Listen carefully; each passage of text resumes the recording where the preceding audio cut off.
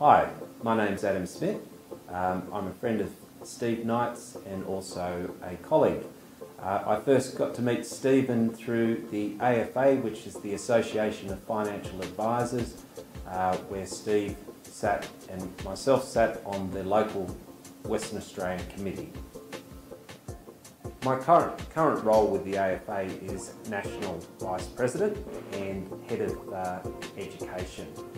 These are two roles I'm honoured to have and to do. It's about putting back into the industry.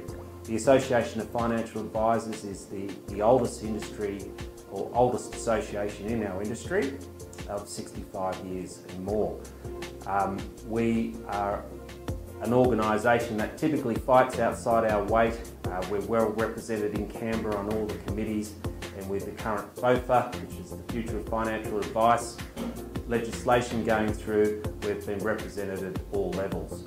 A point of note is Steve Knight's involvement there. Steve has been very politically active and integrally involved in formulating our policy for Canberra.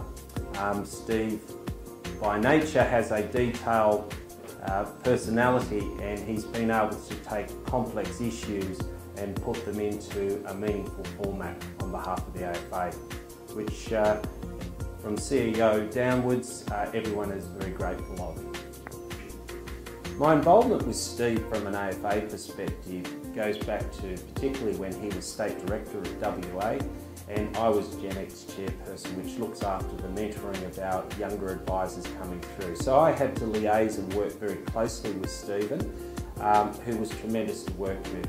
He's a person who has an incredible work ethic, works around the clock. It's not uncommon to receive emails at 11 o'clock at night while Stephen's mind's ticking away. He was always the type of person that if you needed help, you could rely on him to take that to the national board and go into that, particularly for WA relevant issues. The policy committee at the AFA is vital.